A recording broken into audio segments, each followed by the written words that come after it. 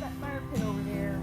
Today I'm going to showcase a delightful farm store called Nine Hearts Ranch Country Store in Benton County, Arkansas, which is located on Highway 16.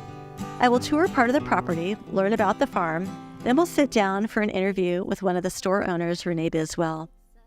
When I'm traveling to Siloam Springs and have a choice which route to take, often I will choose Highway 16, which from Fayetteville is known as West Weddington Drive.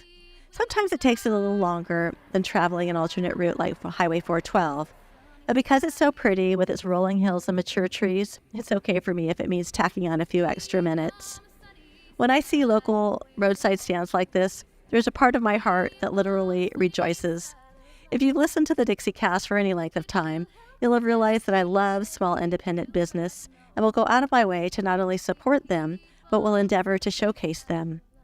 These little roadside stands remind me of the fruit and vegetable orchards of Campbell, California, where I grew up. Simpler times. My mom would often take me to the local fruit stand along West Campbell Avenue before it became Silicon Valley.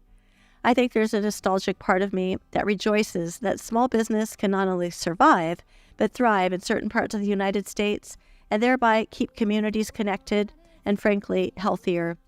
I was surprised and delighted to learn that through this roadside stand, Renee was able to meet some more of her neighbors. Imagine that, such a meaningful effect of her enterprising spirit.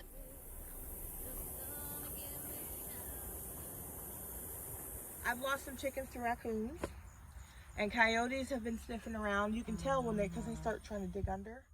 Blackberries, and then those are all my tomatoes, and that's the garden that I've been doing a lot of the selling out of. And yeah, there's about 30 of them out here. Now I had them divided like this because on this side defend the flock from other predators. So I trim them every now and again because you have to catch a rooster every now and again just to let them know who's boss.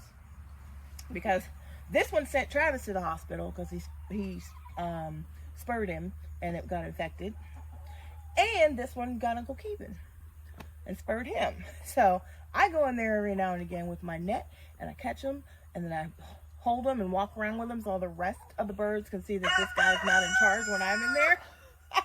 Roosters they're funny. They're funny. So we enjoy doing this stuff. And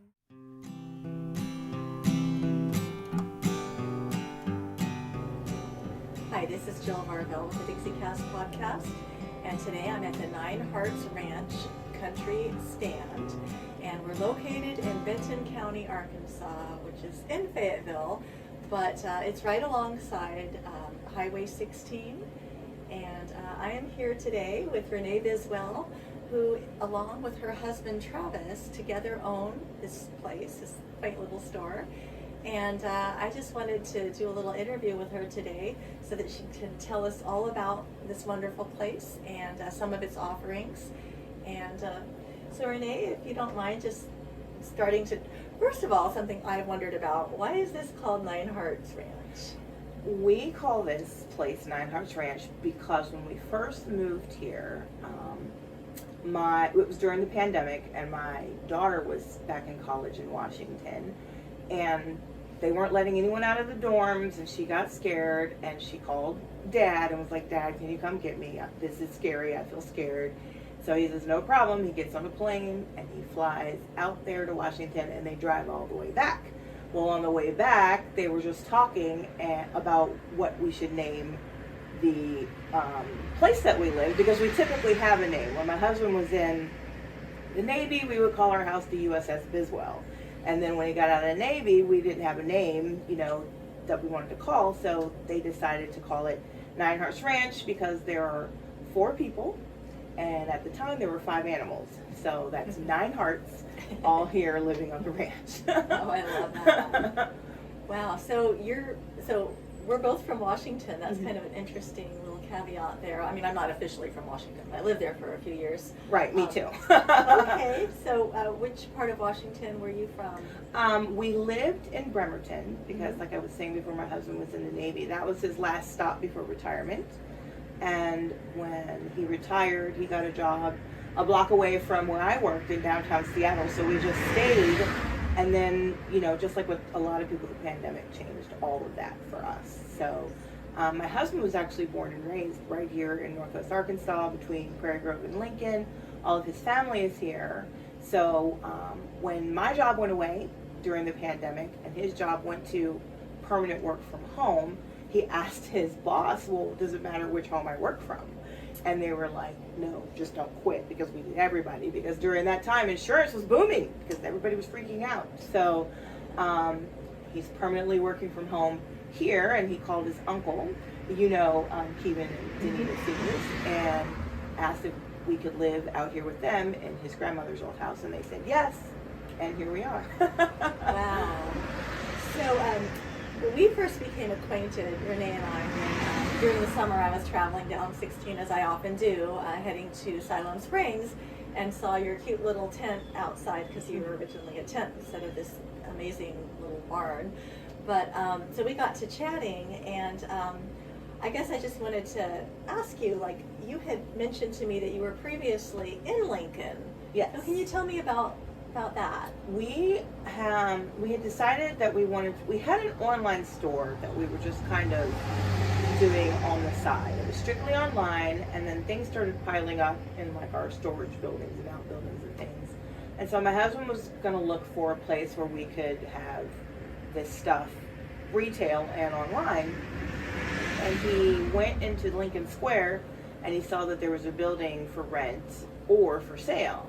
And as he was taking pictures of this building to show me, the building owner walked around, and it just so happened to be Kendra Moore, who he grew up and went to school from like kindergarten through 12th grade with, and told her what he was wanting to do, and they struck up a deal. And so we had a store in Lincoln called Nine Hearts Ranch General Store. Mm-hmm. The original sign is actually that sign that's on the outside of this building here. Mm-hmm. And we just sold,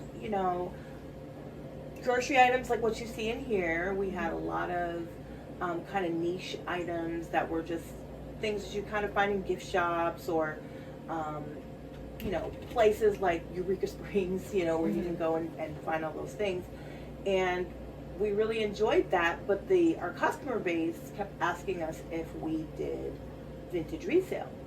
And so we were like, no, we don't necessarily do vintage resale, but we just kept getting asked this question. So we said, well, let's give the people what they're asking for. So we started to do a little bit of that, but we just didn't have the, I would say, influx of customers into the square that we needed mm-hmm. to stay really solvent. So, my husband and I both have business degrees, and we're smart people, and we know when it's time to pull the plug on something. So I said, well, we'll do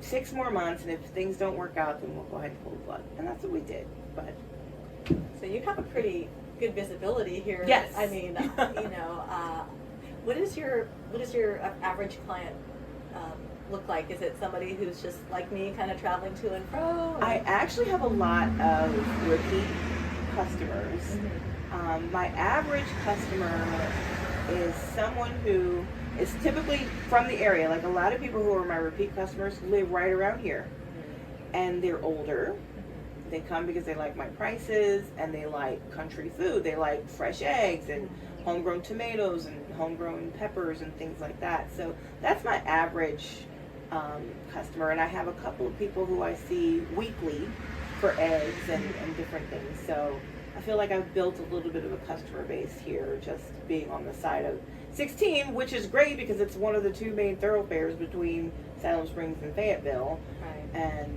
as I was saying before, I didn't even intend for it to be this. I just had a good garden this year and had more than I could can and more than we could eat. Right. And just decided to sell some things, and it took off. So. Isn't that funny how life just kind of morphs our livelihoods even? Mm-hmm. Look at you here. And how would you describe your merchandise or the things that you sell? What are some of your big sellers, and is there an advantage to getting here early versus later?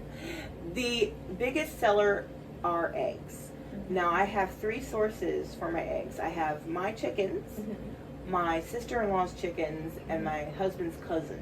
She has chickens. Mm-hmm. And so I do co-op with my sister-in-law and my cousin when they have more eggs than they can eat. And because my flock is kind of young. I only have 12 birds that are actually laying constantly, and the others are still, they were just hatched this spring, so they weren't ready to come into lay yet. But eggs are the biggest seller. Ice cream does well. Mm-hmm. And I found that tomatoes were big Yeah. this year. And I'm lucky right now because we had all this rain, and I still have my tomato plants, and they have a ton of tomatoes on them. They're just not ready yet. So those are the 3 biggest sellers. And the advantage of getting here early is to get the eggs, because once the eggs are gone, you got to wait for the chickens to do what they need to do. Right. So that's the advantage to getting here early, is if you want eggs, get here early. Well, we'll showcase some of your, merchandise and such. But I noticed something that I hadn't seen before, because I come in usually in the later afternoon. So I'm just assuming some of these items are snatched up. But I saw some homemade goods. Yes, I have ventured into doing homemade baked goods. A lot of the things that I do are they have to fall under the Arkansas Food Freedom Act.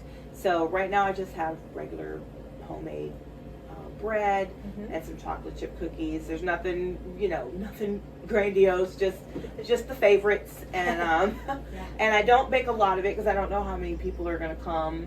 Sure. So, usually I bake enough for the week, and if it sells out, great. If it doesn't, then my kid will eat it. Yes. He'll eat it. Yes, it's true. I can imagine. Bread pudding, and there's always all the things you can. old bread. Yeah. And then you were telling me about some soap that you've recently incorporated. Yes, my friend,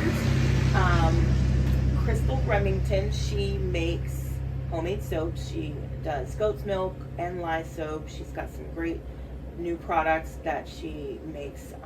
Dish soap with a little dish brush and a cup. It's really cute.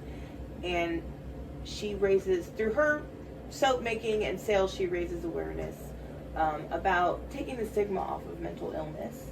And she, I asked her for her mission statement, and she's got some pamphlets up there. So I carry her soaps because I just believe in what she does, and she's such a great person.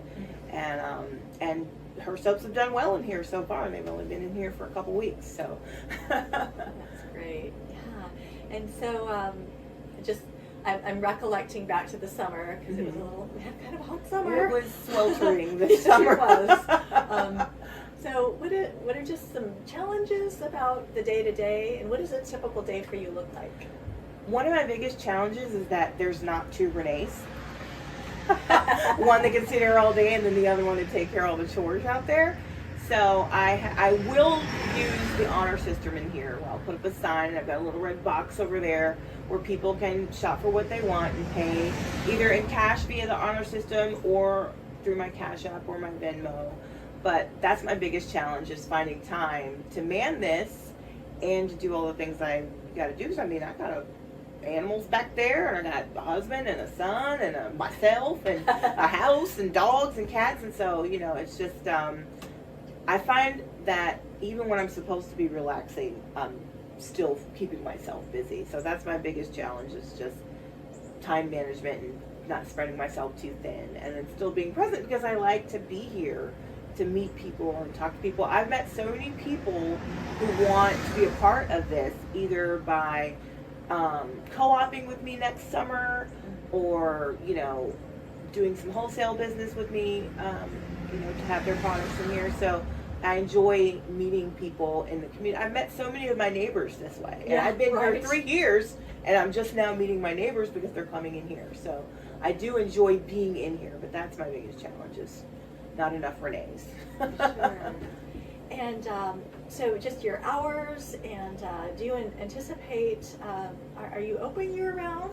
Well, right now, I don't think I'm going to be open year-round. Right now, my hours are, I try to get out here before 9 o'clock to open, Monday through Saturday. And then some days, if I'm up early, I'll open early so that people who are commuting to work can have an opportunity to stop by. Because I've had a couple people say, I'm on my way to work and I don't have the time.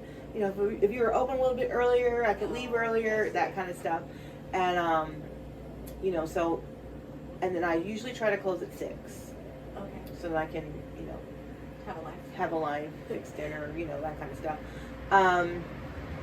And then I plan on being open this year, I would say mid-November, because I did just put some cabbages on the ground, and those are cold weather plants, so they should be ready mid-November-ish. And I'm always going to have eggs. So I haven't decided if I'm going to maybe open 2 weekends out of the month during the December, January, February months.